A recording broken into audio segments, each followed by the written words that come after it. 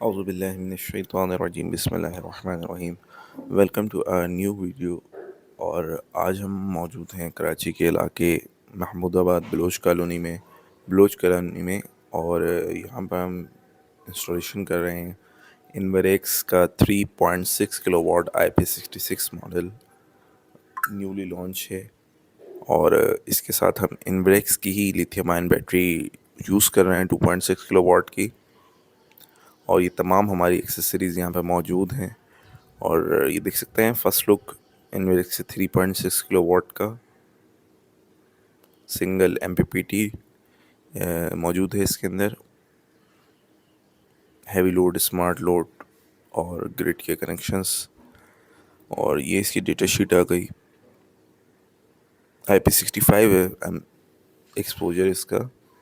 और minimum 3 panel से start हो सकता है ये 585 वाले। 18 एम्पेयर का MPPT है इसका। PV रेंज इसकी 5800 तक है।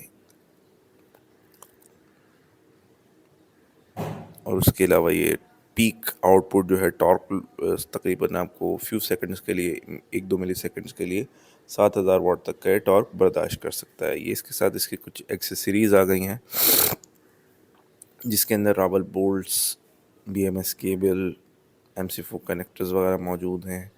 और यहाँ पर इन्वेरेक्स की IP66 model 2.6 kilowatt lithium ion battery मौजूद है हमारे पास। ये इसकी वॉल माउंटेड किट है, ब्रैकेट है। ये हमने बैटरी को बॉक्स से बाहर निकाला है और इसकी भी डेटा शीट आपको दिखाते चलें। एक्सपोजर रेटिंग इसकी भी IP65 है। इसके अंदर एक बेहतर चीज़ ये है कि इसके अंदर सेल्फ एक ब्रेकर भी है प्लस बटन भी है, तो सेफ्टी आपकी डबल हो जाती है उसकी वजह से।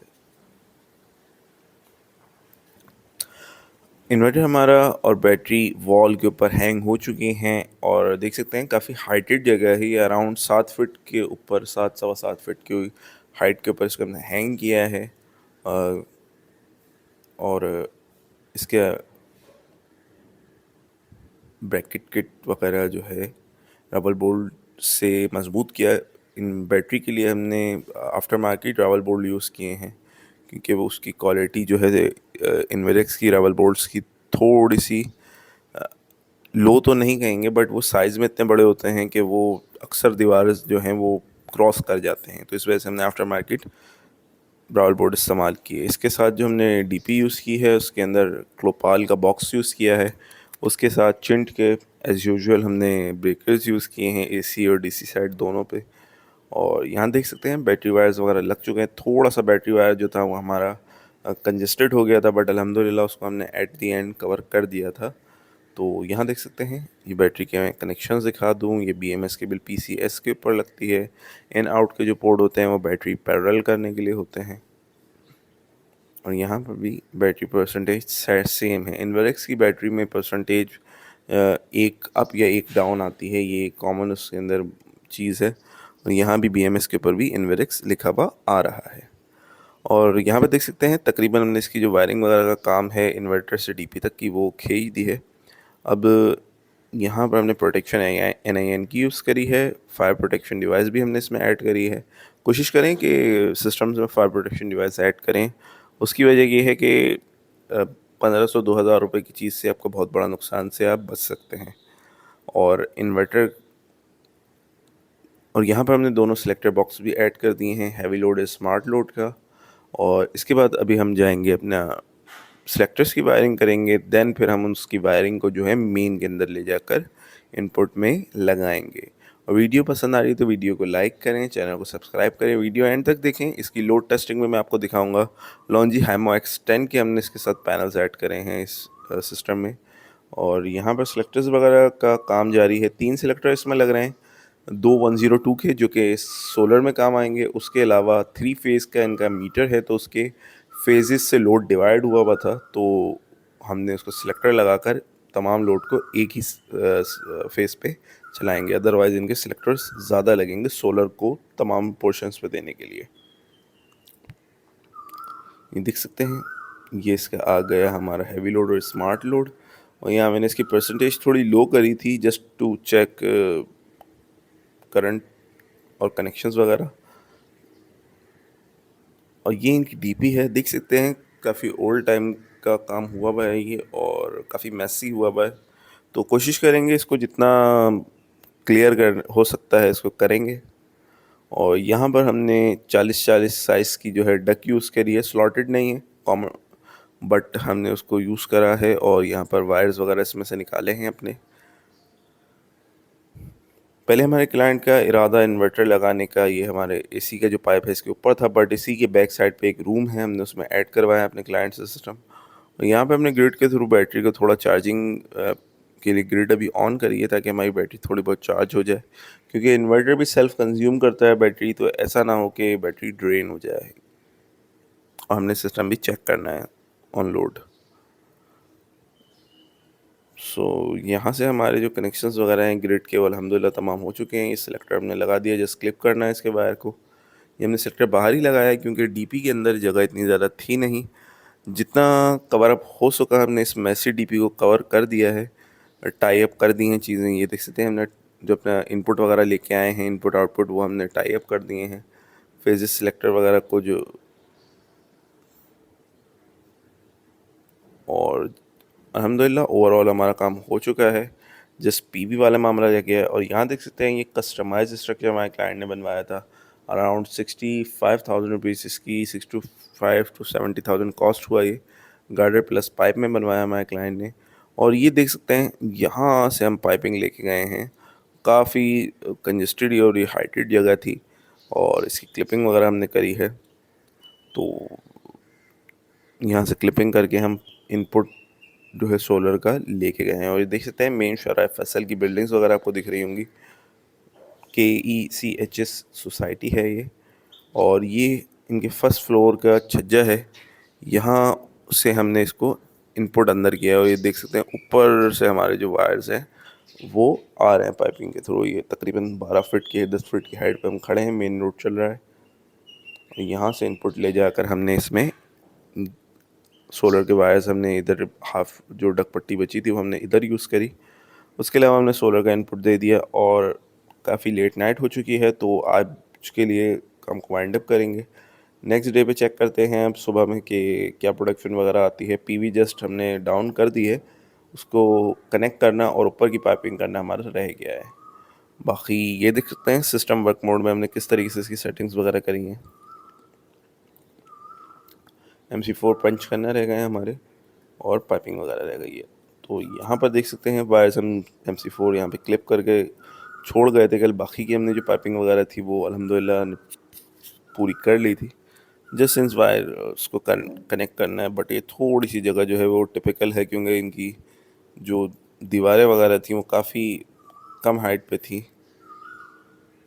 यहाँ देख सकते हैं ओवरनाइट जो है तकरीबन 12 घंटे के टाइम पीरियड में हमारी बैटरी 30% डाउन हो चुकी है। रात को हम 44 पे छोड़ के गए थे इसको।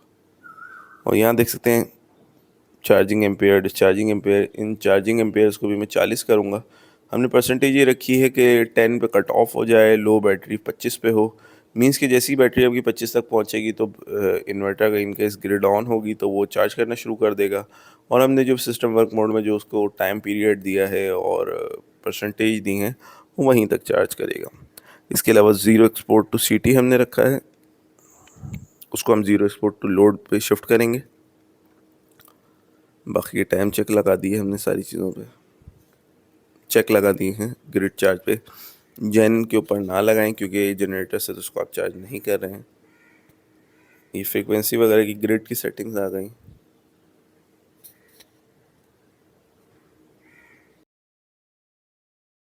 और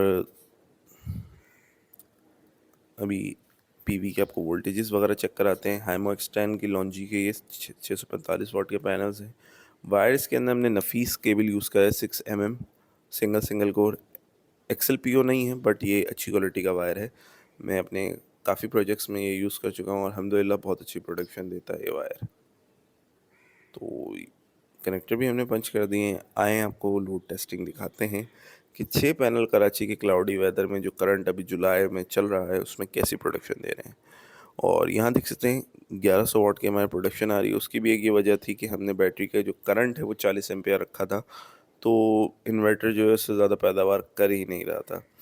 और अभी आगे चल के आपको दिखाएंगे कि इसके अंदर ये production unexpected weather, cloudy weather के अंदर भी एक अनएक्सपेक्टेड, मुझे एक्सपेक्ट नहीं था कि इतनी प्रोडक्शन पे जाएगा।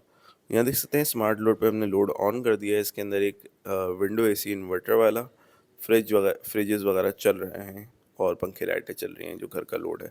इसके साथ अभी हमने एक 1 टन का इन्वर्टर एसी चलाया है। यहाँ पे आप देख सकते हैं कि किस तरीके का मौसम है, धूप नहीं है, क्लाउडी है वेदर काफ़ी ज़्यादा बाहर।